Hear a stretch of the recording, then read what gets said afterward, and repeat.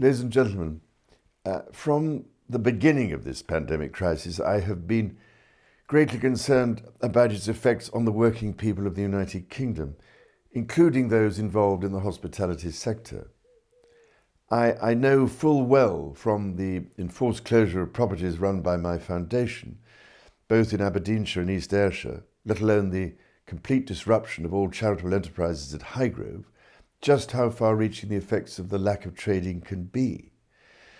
At Dumfries House, for example, the closure has had a direct impact on those who show more than 32,000 visitors around the house itself, and also those who work in the bed and breakfast, cafe and events business, not to mention, of course, the catalogue of suppliers whose businesses depend on this activity taking place. At Highgrove, there has equally been a severe impact on the staff who look after nearly 40,000 visitors, as well as on the loyal suppliers to our shops. I've also been hearing from industry leaders such as Alison Britton, Deputy Chair of My Prince's Trust and CEO of Whitbread, just how appallingly challenging the situation is for you all. The past weeks and months, I'm only too aware, have been exceptionally difficult for everybody working in the hospitality sector, from people in the restaurant and pub industries, which make Britain famous worldwide, to those providing accommodation for millions of domestic and international visitors each year. Hospitality, as we know all too well, plays a crucial part in our country's economic health and is often described as the lifeblood of the economy. It employs millions of people and indeed offers many young people, aged 18 to 24, their first job opportunity, a vital and much needed step into the world of work.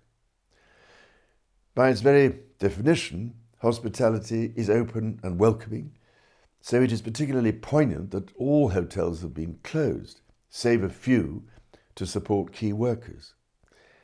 Gone have been the leisure guests, the families with their buckets and spades.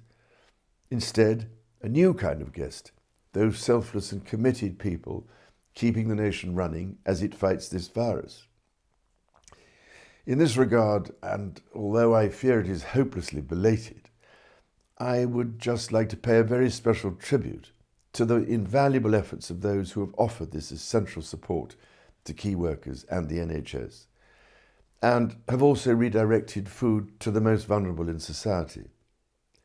I must say it makes me incredibly proud to hear of such kindness and consideration.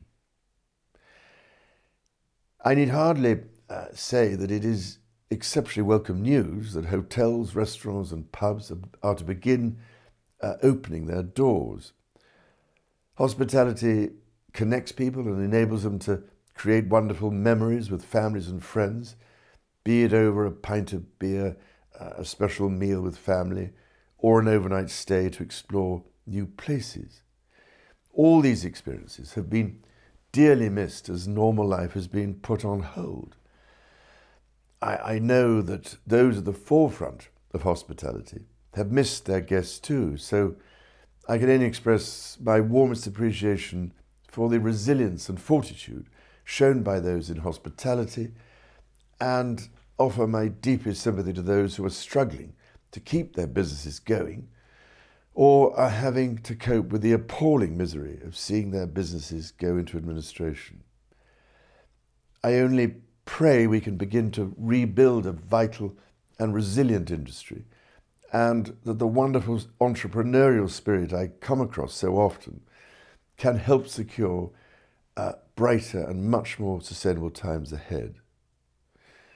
Ladies and gentlemen, thank you so much for all you do for this country.